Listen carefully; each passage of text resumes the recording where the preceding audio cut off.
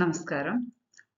നമ്മളിന്ന് ഈ ഒരു വീഡിയോയിൽ പറയുന്നത് കാലിക്കറ്റ് യൂണിവേഴ്സിറ്റിയുടെ 4 വർഷ ബിരുദത്തിന് പഠിക്കുന്ന കുട്ടികൾക്ക് വേണ്ടിയുള്ള കോമൺ കോഴ്സിനെ കുറിച്ചാണ്. Common course general foundation course department of Malayalam offer ചെയ്യുന്ന കോഴ്സുകളിൽ എന്തൊക്കെയാണ് പഠിക്കാനുള്ളത്, അതിന്റെ ഡീറ്റെയിൽഡ് സിലബസിനെ കുറിച്ചാണ് നമ്മളിന്ന് ഈ ഒരു വീഡിയോയിൽ ചർച്ച ചെയ്യുന്നത്. പലർക്കും പല സംശയങ്ങളുണ്ട്.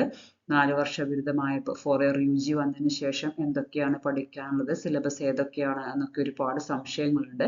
ആ സംശയങ്ങളെ നമുക്ക് മാറ്റുന്നതിന് വേണ്ടിയാണ് ഈ ഒരു വീഡിയോ ചെയ്യുന്നത്.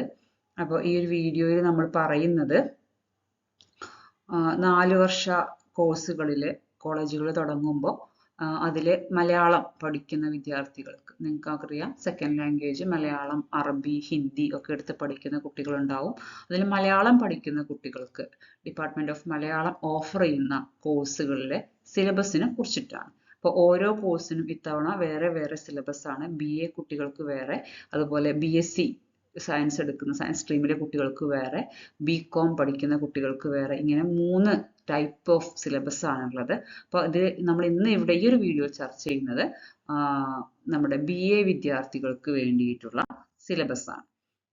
ജനറൽ ഫൗണ്ടേഷൻ കോഴ്സിൽ മലയാള സാഹിത്യാനുശീലനം എന്ന് പറയുന്ന കോഴ്സിനെ കുറിച്ചാണ്. അതായത് 1ാം വർഷ BA പ്രോഗ്രാം, ഏത് BA ആണെന്നുണ്ടെങ്കിലും, BA English, BA functional English, economics, അങ്ങനെ തുടങ്ങി ഏത് BA മലയാളം, ഇങ്ങനെ തുടങ്ങി ഏത് ഹ്യൂമാനിറ്റീസ് വിഷയം എടുത്ത അല്ലെങ്കിൽ ലാംഗ്വേജ് വിഷയം എടുത്ത കുട്ടിക്ക് 1ാമത്തെ സെമസ്റ്ററിൽ നിർബന്ധമായിട്ടും പഠിക്കേണ്ടുന്ന ജനറൽ ഫൗണ്ടേഷൻ കോഴ്സിൽ ഒന്നാണ് മലയാളം. മലയാളത്തിൽ നിർബന്ധമായിട്ടും പഠിക്കണമെന്ന് പറയുന്നത് കുട്ടികൾക്ക് ഓപ്ഷണലാണ്. അതായത് മലയാളം, അറബി, ഹിന്ദി ഇങ്ങനെയുള്ള റീജിയണൽ ലാംഗ്വേജസ് പഠിക്കുക എന്നുള്ള നിർബന്ധമാണ്. അതിൽ മലയാളം എടുത്ത കുട്ടികൾക്ക് മലയാള സാഹിത്യാനുശീലനം എന്ന് പറയുന്ന ഒരു പേപ്പറാണ് വരുന്നത്.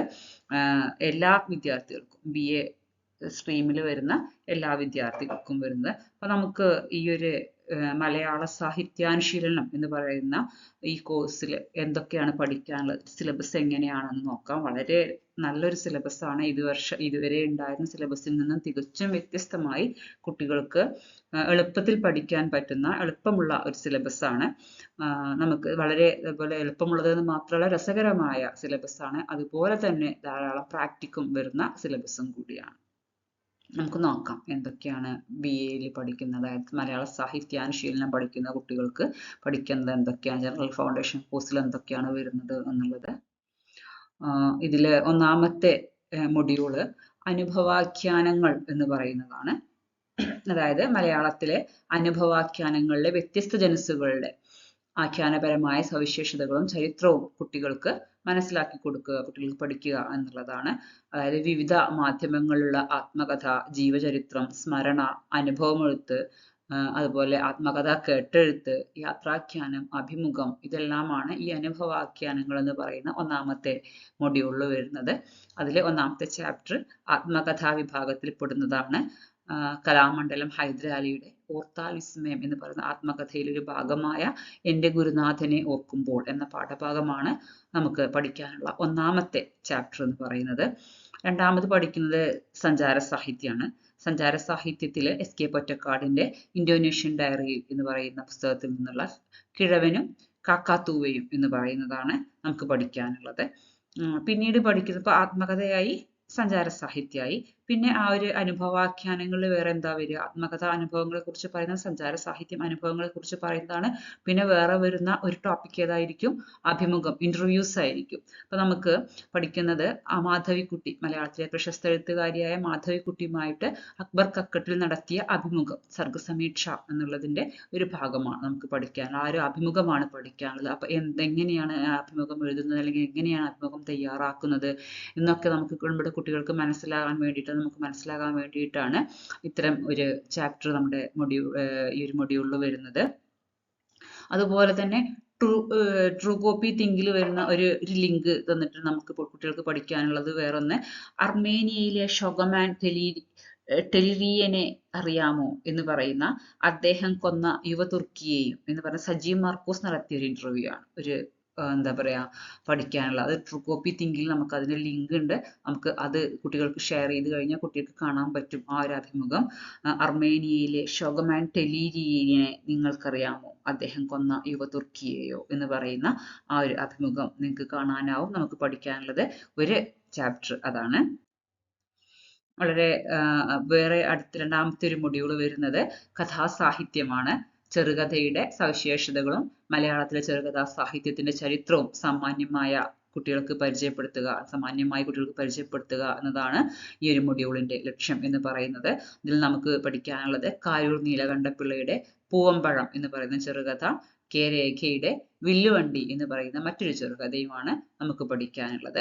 നമുക്കറിയാം കാരൂരിന് കെ രേഖ ഏറ്റവും പുതിയ എഴുത്തുകാരിയാണ്. അപ്പോൾ ഇവരുടെ രണ്ടുപേരുടെയും ഓരോ ചെറുകഥകൾ പഠിക്കുമ്പോൾ നമുക്ക് ആ ഒരു ജനറേഷൻ ഗ്യാപ്പ്, അതുപോലെ അതിൻ്റെ ആ ചരിത്രം, അതിനെക്കുറിച്ച് അല്ലെ ചെറുകഥയിൽ വന്ന മാറ്റങ്ങളെ കുറിച്ച് മനസ്സിലാക്കാൻ പറ്റും.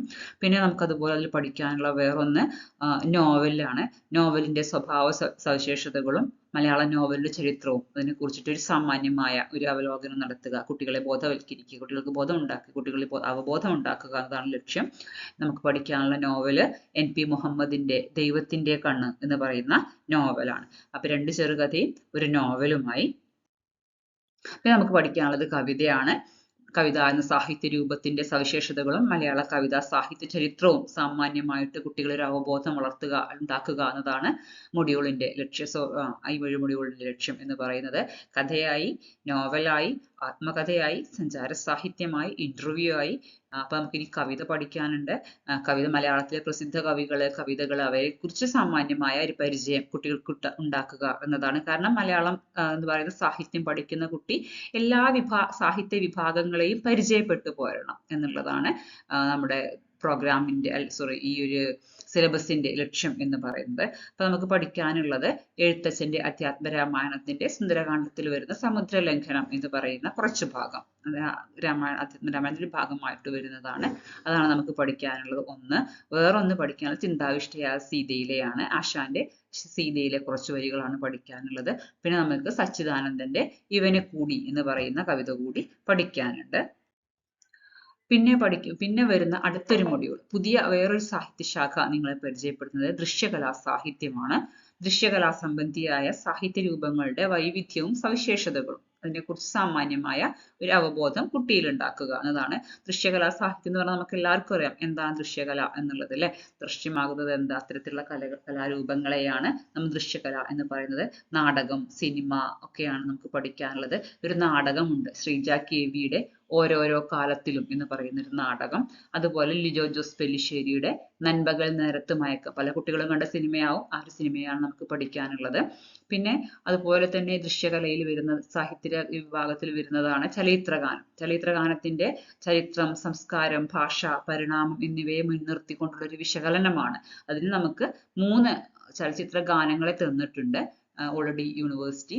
അപ്പോൾ അത് കേൾക്കുക, അത് വായിക്കുക, എന്നിട്ട് അതിനെ കുറിച്ചിട്ടുള്ള നമുക്ക് സാമാന്യമായിട്ടൊരു അവലോകനം നടത്തുക എന്നുള്ളതാണ്. അത് പഠിക്കാനുള്ള ഒരു പാട്ട്, ഒരു സിനിമാ ഗാനം, ഒരു ചലച്ചിത്ര ഗാനം എന്ന് പറയുന്നത് റോസി എന്ന സിനിമയിൽ P. ഭാസ്കരൻ മാഷ് എഴുതിയ അല്ലിയാമ്പൽ കടവില നരയ്ക്കുവെള്ളം എന്ന് പറയുന്ന സിനിമാ ഗാനമാണ്.